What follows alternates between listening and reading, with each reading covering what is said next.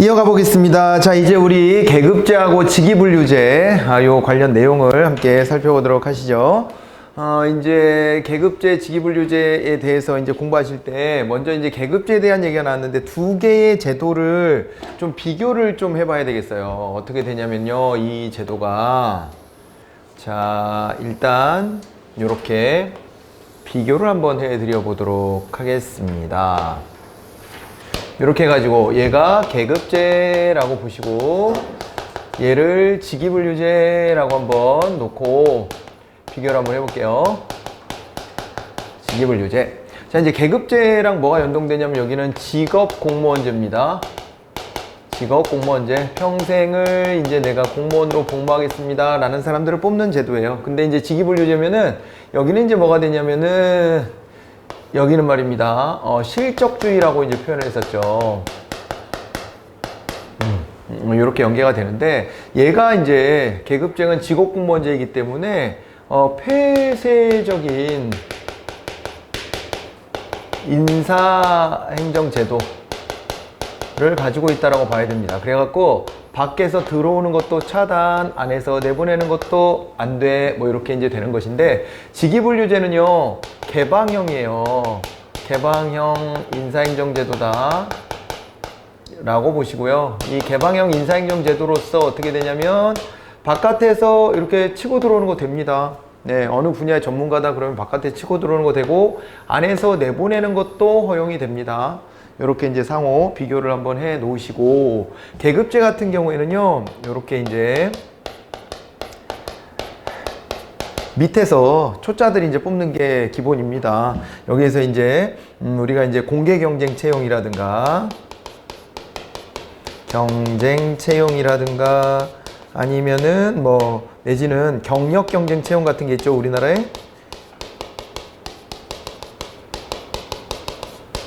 근데 이제 대체로 밑에서 이렇게 뽑아가지고 여기서 어떻게 하냐면 위로 이렇게 순환보직을 시키죠, 이렇게. 그죠? 예, 순환보직을 시키는데 우리가 이 공개경쟁 채용 같은 거 할 때 있잖아요. 제약이 있습니다. 제한. 자격 요건 같은 것들이 있어요. 자격 제한을 두는데 보통은 학력이나 연령과 같은 거에서 제한을 둬요. 우리나라는 이걸 없앴죠. 없애놓고 있지만 원래 원칙적으로 보면 학력, 연령 같은 것들에 제한을 두고 그 다음에 이렇게 이제 Z자형으로 Z형이죠 지금 Z형으로 해가지고 여기서는 순환보직을 시킵니다. 순환보직. 자, 요거를 시키는 과정에서 이제 뭐가 양산된다라고 보냐면 이걸 통해서 일반 행정가가 양산되는 겁니다. 그래서 이걸 일반 행정가 주의라고 얘기를 해요. 일반 행정가 주의라고 얘기를 하고 여기서 이제 고위 관료를 양성하는데 상당히 좀 이로움이 있다. 그렇게 얘기할 수가 있고요. 두루두루 이제 전체적인 업무에 대한 관점 같은 것들을 확보할 수 있다라는 게 장점 아니겠습니까? 그렇게 되는 것이고 일반 행정가를 양성하는 것이고 여기 보면은요. 사람을 먼저 뽑아놓고 이 사람에 맞는 직무를 부여하는 것이다.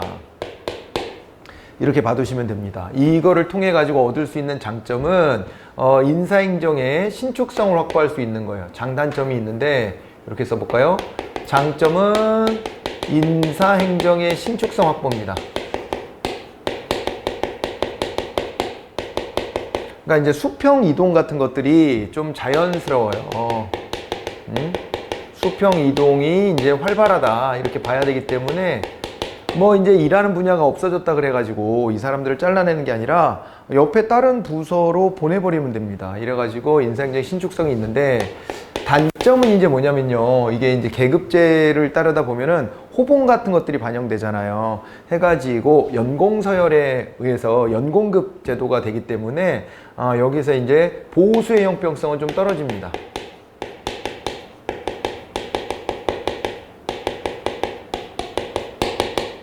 이거는 연공급 같은 것 때문에 이렇게 되는 거였어요. 맞아요? 요 이제 장단점을 비교해 보시고 그 다음에 이어서 이쪽에 이제 직위분류제를 한번 와볼게요. 여기는요, 여기서 뽑아요. 뽑기는 뽑는데 이제 여기서만 뽑는 게 아니라 옆에서도 이렇게 치고 들어오게끔 하는 것 아니겠습니까? 그죠? 그렇게 되고, 그 다음에, 또 어떻게 되냐면은, 여기는 이렇게 사실상요, 업무 분야들이 나눠져 있습니다. 이렇게 나눠져 있어서 어떻게 이제 성장해 나가냐면 이렇게 성장해 나가는 거예요. 이렇게. 그래서 요거를 뭐라고 하냐면 우리가 이제 I형이라고 하죠. I자 형태로 올라가게 된다라고 하는 것이고, 여기 이제 순환 보직 같은 것들은 없습니다.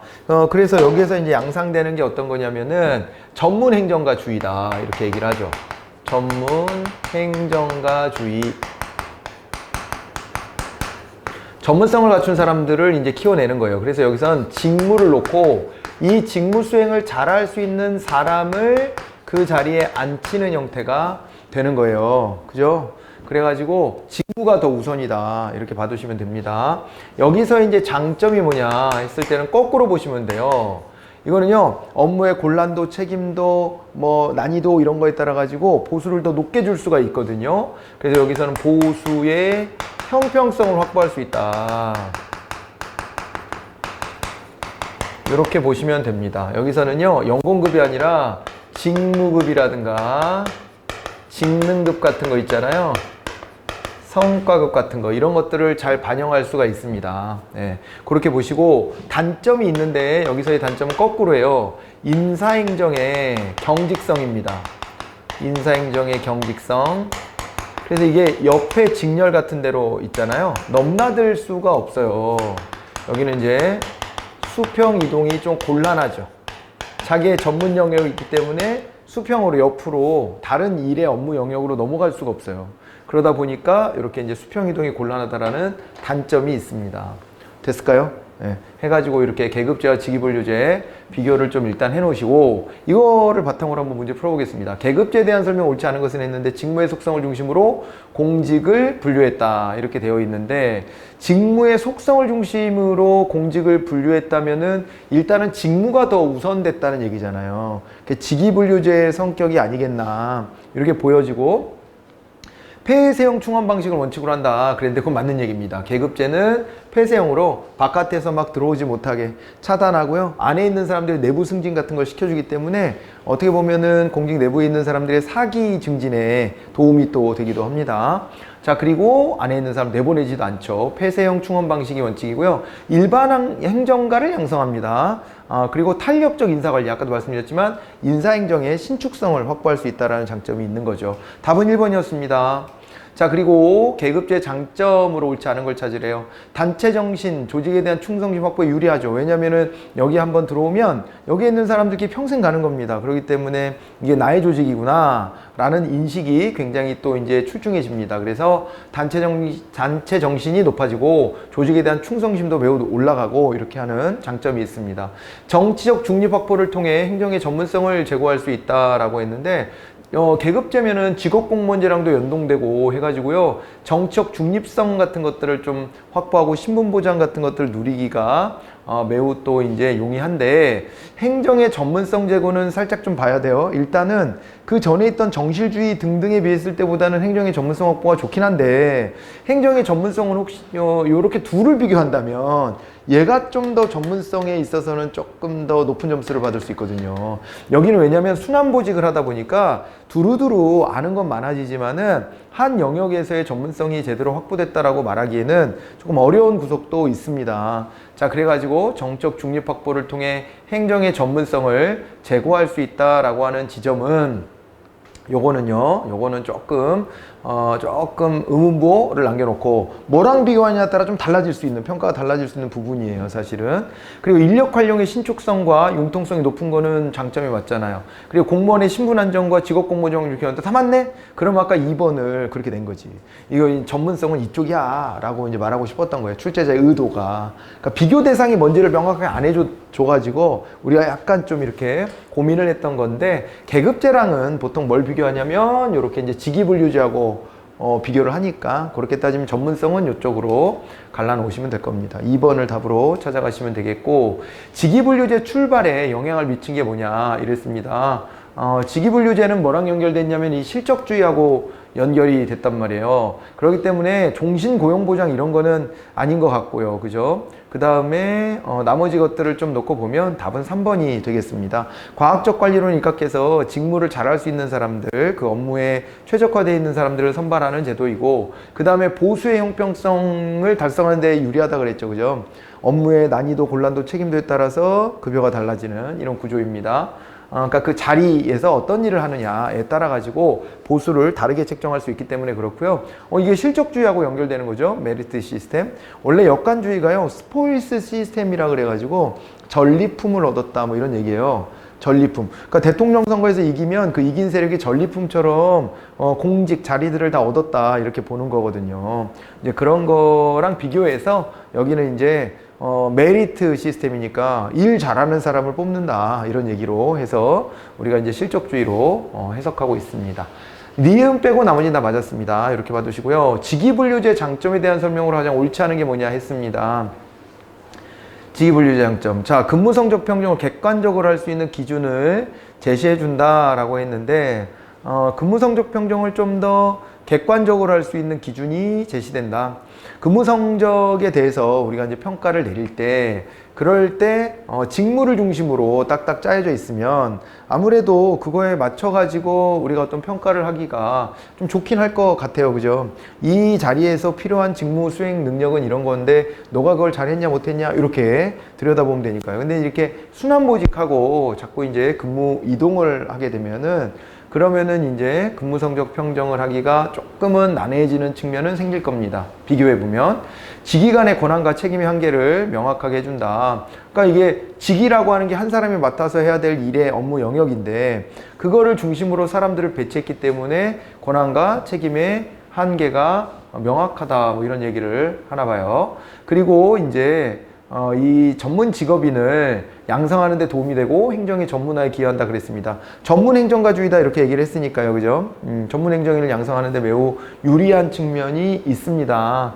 행정의 전문성 그랬을 때는 계급제보다는 직위분류제. 이게 맞는 얘기죠. 그런데 조직과 직무의 변화 등에 신속히 대응할 수 있냐? 대응이 안 됩니다. 왜냐면은 여기서 이쪽 분야의 일이 필요 없어져. 그러면요, 이 사람들을 다른 데 빨리빨리 배치하고 새롭게 해야 될 일에 적응할 수 있도록 이끌어내고, 그러면 좋으련만 여기는 이 분야의 전문성만 가지고 이제 일했던 사람들이라, 이게 왜 그런 거 있었잖아요. 훈련된 무능처럼. 훈련된 무능. 이것만 할 줄 아는 거예요. 그래서 다른 일을 맡겨도 할 수가 없는 이런 상황이 됩니다. 수평적인 이동이 좀 어렵습니다. 그래서 조직과 직무 변화 등에 신속히 대응할 수 있는 것은 오히려 계급제예요. 여기는 원래도 순환보직하기 때문에 옮겨 다니는 것에 대해서 큰 거부감이나 이런 것들이 별로 없어요. 4번을 답으로 이렇게 찾아내시면 되겠습니다. 그 다음에 직위분류제 장점 또 나왔습니다. 동일 직렬에서 장기간 근무한다. 맞는 얘기죠. 그래서 전문가 양성에 도움이 됩니다. 그리고 동일 직무를 수행하는 직원이 동일한 보수를 받도록 하는 직무급 체계를 확립하는 것이 용이해서 보수의 형평성을 확보할 수 있다. 뭐 그런 얘기를 했습니다. 같은 일을 하면 같은 보수를 받는다. 근데 계급제는 안 그럴 수 있거든요. 계급제는 같은 일을 해도 호봉이 더 높은 사람, 더 짬밥이 더 오래된 사람이 더 좋은 대우를 받는 이런 구조가 됩니다. 직무의 성질 내용에 따라 공직을 분류하기 때문에 채용 승진 등 인사 배치를 위한 합리적 기준이 제시될 수 있다. 이런 얘기가 나왔는데, 계급제에 비해서 아무래도 좀 어떤가요? 요게 이제 직무의 성질 내용에 따라 공직을 분류해 놨어요. 그렇기 때문에 이 일을 잘하면 위로 I자 형태로 이렇게 승진해 나갈 수 있는 이런 구조가 좀 명확하긴 합니다. 특정 직에 맞는 사람을 배치하는 제도이기 때문에 직이나 직무의 변화 상황에 신속히 대처할 수 있는 상황 적응적인 인사 제도다라고 했는데, 아무래도 이 상황 적응성은 옆으로 이렇게 이동시킬 수 있을 때, 그러니까 뭐 상황이 바뀐다는 거는 지금 하던 일을 그만두고 다른 분야의 일을 새롭게 신설하고 이래야 될 필요성이 있잖아요. 그럴 때는 옆으로 수평 이동할 수 있는 이 여지가 있는 편이 훨씬 더 유리해집니다. 그렇기 때문에 이 경직성이 좀 있는 직위분류제에서는요, 4번과 같은 내용을 기대하기는 좀 어렵습니다. 직위분류제 단점을 물어봤습니다. 전문성 결여는 아니죠. 전문성 매우 올라갑니다. 근데 이거죠. 신축성 부족. 이게 계속 연달아 나오네요. 저것을 시험에서 많이 출제하고 있다는 것을 캐치하시면 됩니다. 계급 간 차별이 심화된다 이런 얘기가 나와 있는데, 계급 간 차별은 여기가 더 심해요. 계급제는요, 수평적으로는 이동이 조금 이렇게 자연스럽잖아요. 수평이동은 자연스러운데 수직 간의 관계는요 굉장히 엄격한 편이에요. 위아래, 위계사율적인 관계가 매우 엄격하기 때문에 여기서 계급 간 차별이 심화된다라고 하는 것은 계급제 쪽으로 보셔야 되고요. 직무경계가 불명확하죠. 옆으로 막 자꾸 이동해 다니고 이러면서 직무경계도 불명확한 것은 계급제의 단점이에요. 그러니까 1번, 3번, 4번은 계급제 단점이라고 봐야지 직위분류제 단점이라고 보기가 어렵습니다. 이렇게 정리해 놓으시고요. 계급제와 직위분류제에 대한 설명을 옳지 않은 것은 했는데 또 비교를 한번 해보겠습니다. 계급제는 보직관리 범위를 제한하여 공무원의 시야를 좁게 만드는 측면이 있다 그랬습니다. 계급제가 어떻대요? 보직관리의 범위를 제한한대요. 공무원의 시야가 좁아진다. 맞나요? 이거는 오히려 직위분류제로 가서 해야 될 얘기죠. 얘네는 자기 전문 분야가 딱 정해져 있다. 근데 계급제는 그렇지 않다. 옆으로 넘나들 수 있기 때문에 보직관리 범위가 제한된다라고 말할 수 없고 그 속에서 공무원의 시야가 굉장히 넓어집니다. 여러분 이게요. 잠깐 힌트를 드리자면 뒤에서 이제 공부할 내용의 힌트인데 미국이 직위분류제라면서 자기네들이 느끼는 가장 안타까운 부분은요. 이 윗대가리를 양성하기가 좀 어렵다는 측면이에요. 여기 보면 요 위에 올라갈 사람은 이 시야가 넓어야 됩니다. 시야가 넓어야 되는데 전문성을 가지고 자기 분야에만 일하다 보니까는 훈련된 무능. 그 분야만 잘한다 이 말이에요. 그래서 고위공직자가 부족해가지고 나중에 가서 1978년도에 카터 행정부 때 고위공무원단 제도를 도입하는 거 아니겠어요?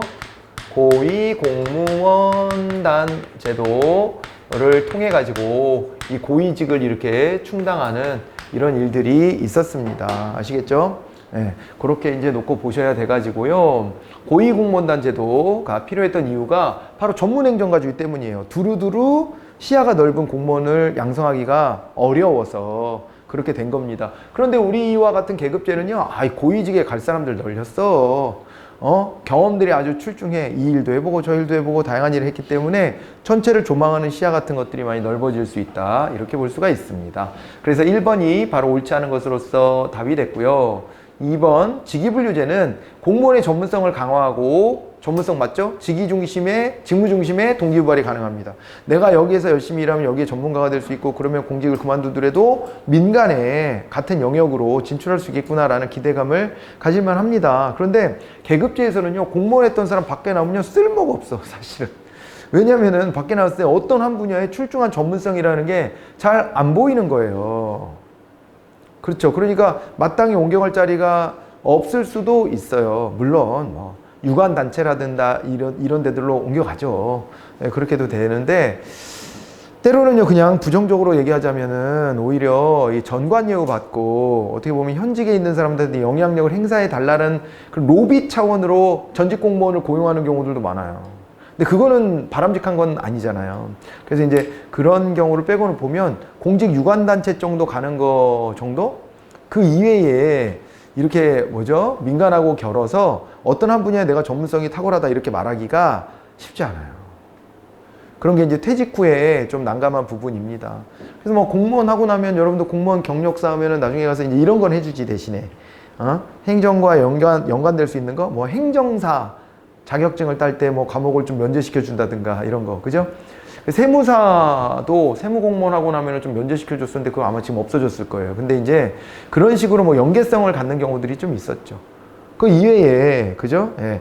근데 세무공무원 같은 경우는 원래 좀 전문성이 있는 영역이잖아요, 거기는. 그 직렬만 놓고 보면. 전문 직렬이니까. 근데 특히 여러분들처럼 일반 행정 요쪽은 쓰잘데기가 없어, 나왔을 때. 나왔을 때 대신에 뭘 세상을 바라보거나 하는 이런 거 시야가 넓고 잡지식도 많고 그런 거 좋지. 그러니까 이제 일반 행정을 선택하셨으니까 원래 공직에서는 가장 쓸모가 있어요. 공직 안에서는 일반 행정을 하면 두루두루 쓸모가 있으니까 가장 쓸모가 있지만은 워낙 이게 다른 전문 직렬보다는 범주가 좀 넓어져 가지고 그래가지고 민간 분야에 나왔을 때는 경쟁력을 확보한다라고 하는 게 약간 좀 애매할 수 있는데 그런 점에 비춰서 여러분들은 한번 들어가시면은 여기에서 경력을 잘 쌓으셔가지고 거기에서 이제 여러분들이 가지고 있는 역량을 마음껏 펼쳐놓고 퇴직하시는 게 가장 바람직하지 않겠나 이게 보여집니다. 그게 이제 서로 이 제도와 이 제도의 차이점이에요. 장단점이 나눠지는 겁니다. 다시 돌아와서 여기 이제 직위분류는 내가 이 분야에 일하면 이 분야의 전문성을 확보할 수 있겠구나라는 생각이 들기 때문에 직무 동기가 유발될 수 있다. 뭐 그런 얘기 하는 것이고요. 근데 동기 유발이 여기는 없냐? 그럼 계급제는 그렇진 않아요. 계급제는 오히려 신분 보장 같은 거 해주니까, 신분 보장이 세게 들어오니까 정년 보장되고 직업 공모제 해주니까 그런 것 때문에 또 사기가 올라갈 수도 있고, 내부 승진의 기회 같은 게 있기 때문에 더 넓기 때문에 그런 점에서도 사기 진작이 잘 된다. 이런 거는 또 볼 수 있어요. 각각의 사기 진작이 되는 포인트가 다른데 2번은 직위분류제 안에서의 사기 진작의 포인트를 얘기해 주고 있습니다. 그 다음에 계급제는 공무원의 장기 근무를 유도하고 직업 공무원제 확립에 유리하다. 이렇게 이제 보시면 되고요. 직위분류제는 직무한계와 책임의 소재가 명확하다. 이렇게 되는데, 직무한계라는 게 자기가 맡아서 해야 될 일이 정말 분업화가 잘 돼 있다는 것이고, 그 다음에 책임 소재도 명확하죠. 분업화가 잘 되면 책임 소재가 분명해진다 그랬습니다. 왜냐면은 일이 빵꾸 났을 때 이 일을 누가 담당해야 돼, 지금? 누가 못한 거야? 이런 거를 딱 따져 들어가기가 매우 용이하죠. 그런 점들 같이 연계해서 봐두시면은 좋겠습니다. 자, 그래서 답은 1번이었다. 이렇게 봐두시고요. 자, 다음 중 가다에 들어갈 내용을 바르게 연결한 게 뭐냐, 또 이렇게 나와 있습니다. 자, 보니까 계급제하고 직위분류제 이렇게 나눴을 때 인사행정의 형평성으로 놓고 보면 어때요? 계급제가 높아요? 직위분류제가 높아요? 아까 이 장단점 얘기했던 것 같은데요, 그죠? 인사행정에서의 형평성이라고 했어요. 형평성이면 아무래도 뭐 보수 차원으로 놓고 보자면 계급제가 조금 낮고, 그 다음에 직위분류제가 조금 높고, 뭐 이렇게 이제 볼 수가 있을 거고요. 관리자의 리더십 차원에서 보면은 계급제가 높냐 직위분류제가 높냐 또 그랬는데, 이거 같은 경우에 또 어떻게 되냐면은요, 이 관리자 리더십의 측면에서 보면 계급제 같은 경우에는요, 안 잘리잖아요. 직업공무원제가 되면 안 잘리죠. 그러면요, 리더십이 좀 안 먹힐 수 있는 면도 있어요. 그런데 이제 직위분류제는 어때요? 이거는 그만두고 나갈 수도 있죠. 바깥에서 딴 사람을 데리고 들어올 수도 있잖아요. 이렇게 되기 때문에 아무래도 말을 좀 잘 들어먹을 수 있다, 그런 얘기는 합니다. 그래서 여기서 보시면은요, 이런 식으로 낮음, 높음, 그 다음에 높음, 낮음 이렇게 나왔는데 거꾸로네, 뒤에가. 예, 그래서 저건 관리자의 리더십은 계급을 중심으로 좀 판단한 거라고 봐야 돼요. 그러니까 아까 말씀드렸던 걸로 다시 돌아가 볼게요. 그렇게 따지면 여기를 아까 이 인사행정의 형평성 낮음 높음이라고 했는데 거기에 해당되는 게 없어요, 지금. 이거 말고는, 2번 말고는 없어요. 그래서 2번의 답을 깨어 맞춰야 될 필요도 좀 있어요. 그잖아요. 이건 확실하잖아요. 인사행정의 형평성은 보수의 형평성을 말하는 것일 것이기 때문에 그렇게 보면은 낮음 높음으로 나와야 되는데 그게 없어요. 그래가지고 2번밖에 답이 없는데, 관리자의 리더십을 계급제가 더 높다라고 얘기를 하고 직위분류제가 낮다라고 얘기한 것을 다른 차원으로 접근했을 수 있죠, 문제가. 그러니까 아까 제가 말씀드렸던 건 어떤 거냐면, 사람을 자를 수 있냐 없냐의 그 개방성의 정도를 가지고 지금 말씀드렸어요. 그럴 때 하나의 무기가 되는 것도 맞거든요. 직위분류제에서는 너 이렇게 직무 수행 잘 못하면 너 잘라버린다? 말 안 듣고 일 똑바로 안 하면 잘라버린다? 이게 가능합니다. 근데 계급제는 그게 안 되니까 말 안 들어 처먹는 경향은 있어요. 그런데 저기서 관리자의 리더십이라고 했잖아요. 그거를 좀 폭넓게 보면 아까 이제 이 말씀도 드릴 수 있죠. 고위공무원단 제도 같은 경우가 필요했던 게 직위분류제에서 왜 그랬냐면은 여기는 전문 행정가들만 양성됐기 때문에 위로 올라가서 일반 행정가로서의 탁월한 시야를 갖춘 사람이 없어요. 그러면 그 자체로 그 고위공직자의 어떤 능력치가 좀 떨어진다라고 봐야 되기 때문에 이 사람의 리더십이 잘 발현되기가 좀 어려운 면이 있죠. 근데 이쪽은 어떻게 되냐면 일반 행정가가 양성돼서 위로 올라갔을 때 두루두루 다 들여다보고 있단 말이에요. 부처님 손바닥이요. 그래서 제가 그런 얘기 했잖아요. 응? 그보다 더 높은 자리긴 하지만 이를테면은 장관을 내부 부서 출신자로 내부 그 부처청 중앙행정기관 출신자로 장관을 임용하잖아요. 그러면은요, 조직 구성원들이 그게 제일 깝깝하다는 거예요. 일단은 1차적으로는 너무 내가 하는 모든 일들을 다 들여다보고 있어. 그러니까 이제 내가 어떤 판단을 내려서 뭐 이제 어떤 보고를 하면 그거에 대해서 탁 이렇게, 그죠? 표정 자체가 뭐라고 떠드나 좀 보자, 이런 식의 태도가 있고, 그 앞에서는 내가 기술을 부리기가 어려워. 그잖아요. 이건 이만저만 해서 이건 안 됩니다, 이런 얘기를 해봐야 안 되냐 그게? 뭐 이러니까. 그러니까 거기에서 말빨이 좀 안 먹히고, 그리고 또 하나는요, 관료 출신자들은 직접 결정하는 걸 두려워해요. 결정을 잘 안 내려준다는 거예요. 결정하면 책임져야 된다는 걸 너무나도 알고 그거를 피해가는 기술로 단련되어 있는 이 인생이기 때문에, 그렇기 때문에 거기에서 좀 취약점을 가지고 있다는 거예요. 결정을 잘 안 해준대요. 그런 단점이 있답니다. 내부 승진으로 장관, 차관이 오면. 근데 바깥에서 오게 되면은, 이제 정치인이 오면 결단을 잘 내려주고, 결정을 잘 내려주고, 내부에 뭐 어떤 뭐 세부적인 거 신경 안 쓰고 잘. 그리고 자기가 관심 있는 몇 가지 일만, 그 업적을 내기 위해서 노력하는 이런 경향이 뚜렷하고, 학자가 오면은 이론과 현실의 괴리 때문에 본인이 괴로워하고, 그래서 학자가 오면, 아, 현실은 다릅니다. 이러면은 말빨이 잘 먹히죠? 그래서 학자는 제일 좀 일하는 데는, 좀 어려워질 수도 있다. 뭐 그런 얘기도 하더라고요. 근데 물론 그 학자가 어떤 사람이냐에 따라 좀 다를 수는 있죠. 그 사람 현실 감각도 있고, 그럴 수도 있겠지만은, 안 그런 경우들도 많이 있대요. 그런 얘기도 하면 내부 승진이 되면 그렇다는 거예요. 그러니까 여기도 고위직에 이 일반 행정가 주의로 사람들이 올라가 있으면 이 사람들이 많이 밑에를 다 들여다보기 때문에 리더십을 부릴 수 있는 여지가 또 커진다라고 하는 해석이 가능해지는 거예요. 이게 공무원 문제의 특징이에요. 공무원 문제는요, 진짜 출제자의 의도가 너무 많이 반영돼. 자기 멋대로야. 그러니까 이게 글밥이 별로 안 많아요, 보통. 글밥이 별로 안 많은 문제들이 많거든요. 짧아, 문제들이. 짧은데 애매하게 내. 이렇게 해석할 수도 있고 저렇게 해석할 수도 있고 그런 거 있잖아요. 그래서요, 몇 년도였지? 답이 없는 게, 여기 25문제 되거든요. 25개 중에 4~5개가 나온 적이 있었어. 중복답이나 답이 없는 게. 그러니까 미친 거지. 문제를 저렇게 내. 저 차라리 그걸 피해 가려면 이거를 정확하게 설명해야 돼요. 어떤 측면에서 관리자 리더십을 말하는 것인지. 그 다음에 어떤 측면에서 형평성을 말하는 것인지를 정확하게 말해줘야지. 안 그러면 시비 붙을 수 있는 거리는 굉장히 많아요. 질비합니다. 그런데 우리가 이제 알아서, 야, 뭐 저 가나에 들어갈 게 낮은 높은 밖에 없는데 없으니까 2번밖에 없네, 이렇게 챙겨갈 수밖에 없는 이런 이상한 문제가 나와 있는 거죠. 이런 것도 연습의 가치는 있기 때문에 한번 집어넣어 본 겁니다. 그렇게 한번 생각해 보시라고. 자, 그리고 계급제와 직위분류제 또 이제 비교해 봅니다. 과학적 관리론과 실적제 발달이 직위분류제 쇠퇴와 계급제 발전에 기여했냐? 아니죠. 우리 직위분류제가 실적주의랑 연결되는 것이었고, 그것이 바로 있잖아요. 이게 바로 연동되는 거라서 과학적 관리론과 실적제 발달은 직위분류제 발전을 가져왔지 계급제 발전을 가져왔다 이렇게 말하면 완전 거꾸로 말하고 있는 겁니다. 1번 틀렸고요. 우리나라의 국가공무원법에는 직위분류제 주요 구성 개념인 직위, 직군, 직렬, 직류, 직급 등이 제시되어 있다. 요거는 뭐 맞는 얘기라고 이렇게 보셔야 되겠네요. 우리나라는요, 계급제 기반이지만은 직위분류제적 요소를 가지고 있습니다. 그거를 반영해 놓고 있어요. 그래서 대표적인 게 이거라 그랬죠. 여러분 있잖아요. 구급공무원으로 여러분이 딱 들어갔다라고 치면은 그건 어떻게 돼요? 구급공무원으로 들어가면.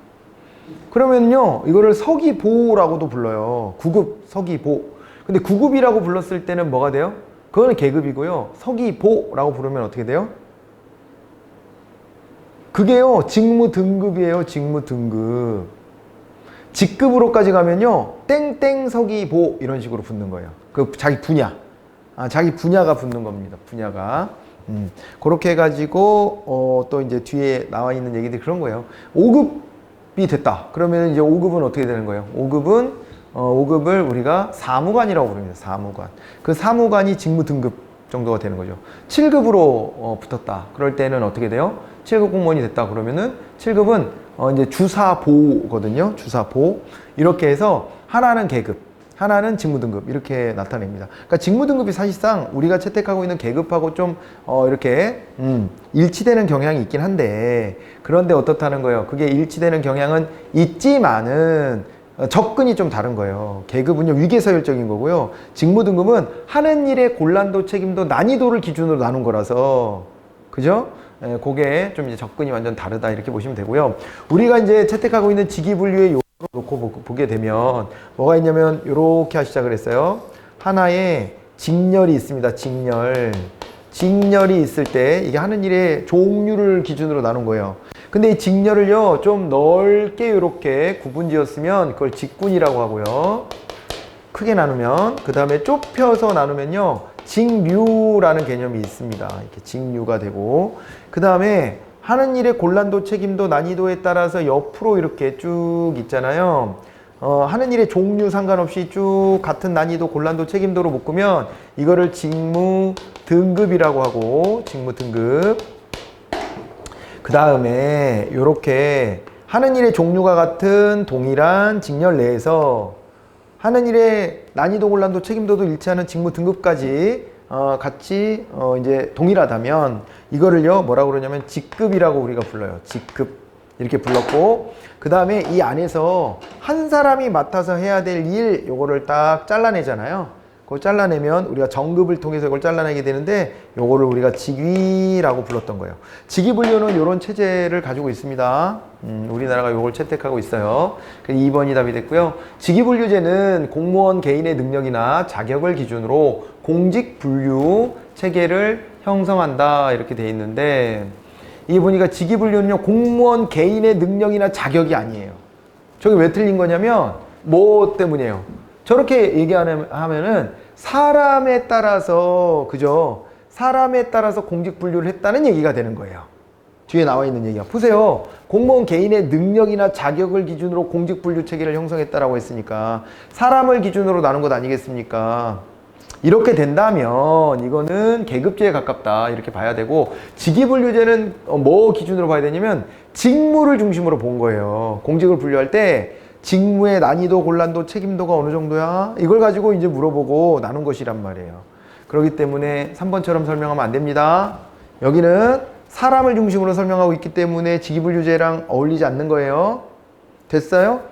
처음에 정리한 거대로 그대로 대입해 보시면 되잖아요. 자, 그리고 계급제와 직위분류제는 절대 양립 불가능하며 우리나라는 계급제를 기반으로 한다. 양립이 돼요. 우리나라 뭐라 그랬어요? 계급제 토대를 두고 있지만은 직위분류적 요소를 가지고 있어요. 그러니까 서로가 서로를 부러워하는 거 알아요?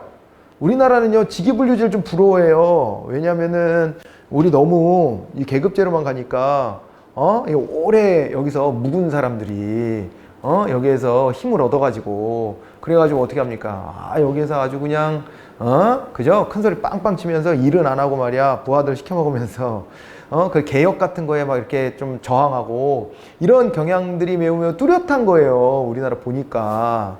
그러니까, 야, 이렇게 전문성을 바탕으로 두고, 그 다음에 또 바깥에서 사람을 막 땡겨올 수도 있고, 이거 너무 부럽다. 우리는 그렇게 생각하는데, 거꾸로 미국에서는요, 야, 이 계급제 부럽다. 이래요.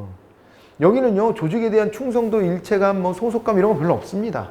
그냥 내가 하는 분야에서 돈 많이 주면 거기에 있고, 그런데 뭐 안 맞으면 민간으로 가고, 이런 식으로 가는 거예요. 그런데 보통요 여러분 한번 생각해 보세요.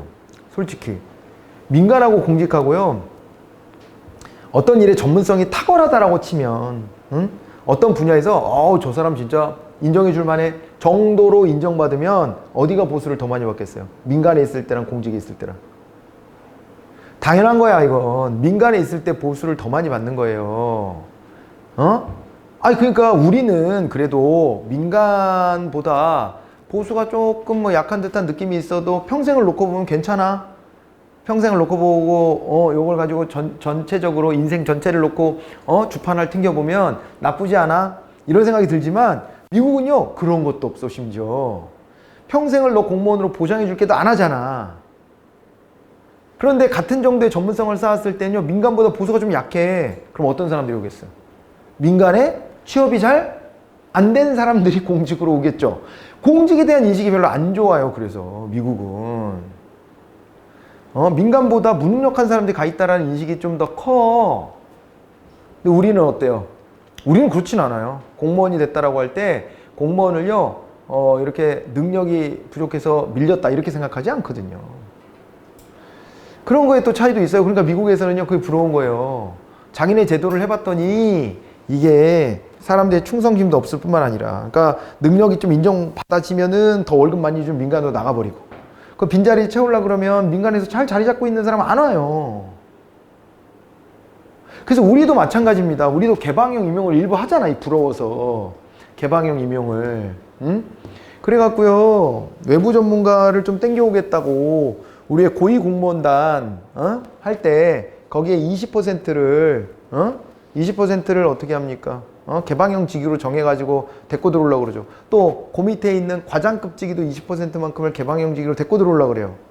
그런데요 거기에 심사위원으로 들어갔다 오신 분들 얘기 들어보면은 뭐라 그러냐면요 뽑을 사람이 없다는 거예요. 대부분 다 보면 나이가 차서 이제 자기가 한따까리 하다가 밀린 사람들, 이런 사람들이 원서를 넣는다는 거예요. 그러니까 민간에서 밀린 사람들이 온다는 거예요. 아니 그런 사람들 뽑을 바에는, 물론 그분들을 막 무시해서 하는 말은 아니지만 아무튼 지금의 흐름에 능력을 다 못 보여줬다는 거 아닙니까, 이분들이.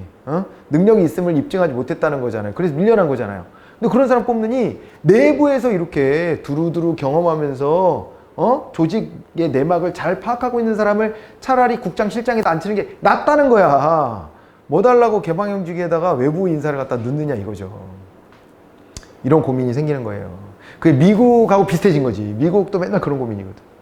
여기는 아무튼 실력이 좀 떨어지는 사람들이 공직으로 간다라는 인식 자체가 있어요. 그러다 보니까 월급 많이 줄 테니까 공직으로 오세요 라고 해가지고 저기 어디 대학원 졸업생들이나 이런 사람들 스카우트 해가기도 하거든요.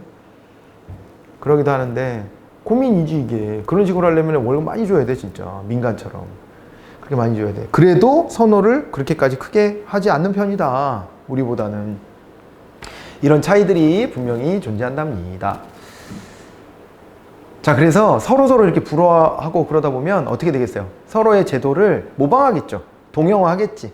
뭐 그러다 보면 제도가 섞이지 절대 양립 불가능하다 이렇게 말할 수가 없습니다. 그래서 답은 2번이었습니다. 다음 중 직위분류제와 계급제에 대한 설명으로 옳지 않은 것은 했습니다. 직위분류제는 행정의 안정성 확보에 기여한다라고 했는데 어때요? 직위분류제. 행정의 안정성 확보에 기여한다. 안정성은 오히려 계급제가 좀 더 어울릴 것 같은데, 그죠? 네, 안정성은. 왜냐면 여기는요, 그냥 순환보직 시키니까 수평적 이동도 탄력적으로 되고, 그 다음에 또 직업공무원이니까 끝까지 좀 가고, 뭐 외부에서 막 사람 함부로 데리고 오거나 안에 있는 사람 자르지 않잖아요. 훨씬 더 안정적이지 않아요, 이게? 얘는 막 불안정하잖아요. 무슨 변수들이 있을지.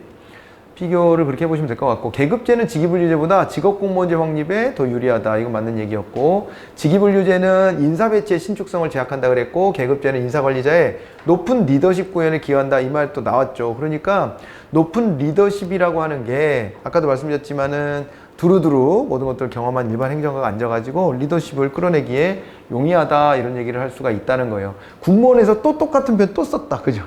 똑같은 표현 또 썼어. 이렇게 해서 봐두시면 되겠습니다. 답은 1번이었습니다. 자, 그리고 그 다음에 인사행정제도에 대한 설명을 하자면 옳은 걸 또 물어보고 있습니다. 직위분류제는 계급제에 비해서 탄력적인 인사관리가 가능한 장점을 가진다 그랬습니다. 이 탄력적 인사관리는 계급제였어요. 이거 틀렸네요. 정당의 충성도와 공헌도를 임용기준으로 삼은 게 역관제도인데 민주주의를 구현하는 데 또 도움이 됐습니다. 대응성을 확보하고 하는데 2번도 틀렸고, 실적주의는 정책 중립을 지향하여 인사행정을 소극화, 형식화시켰다. 그렇죠. 역관제에서 벗어나서 정책 중립을 이루려고 한 거예요. 그러다 보니까 소극적 인사행정이었다. 정치적인 측면을 완전 배제해버리니까. 근데 행정과 정치가 완전 동떨어질 수가 없잖아요, 원래는. 그러다 보니까 소극적 인사행정이다, 이런 얘기를 하는 것이에요. 직업공무원제는 원칙적으로 개방형 충원 및 전문가주의에 입각한다. 이거 완전 반대죠? 직업공무원제가 아니라 좀 실적주의에 대한 설명입니다. 그래서 맞는 것은 이렇게 3번만 맞는 게 되었답니다. 자, 이렇게까지 해가지고요, 이번 시간은 좀 마무리를 하도록 하겠습니다. 이제 다음 시간에 또 이어져야 될 내용이 뭐예요? 테마가 대표관료제, 적극적 인사행정 대표관료제입니다. 그죠? 이것도 연장선상에 있습니다. 이 내용으로 바로 들어가 보도록 할게요. 쉬었다 뵙겠습니다.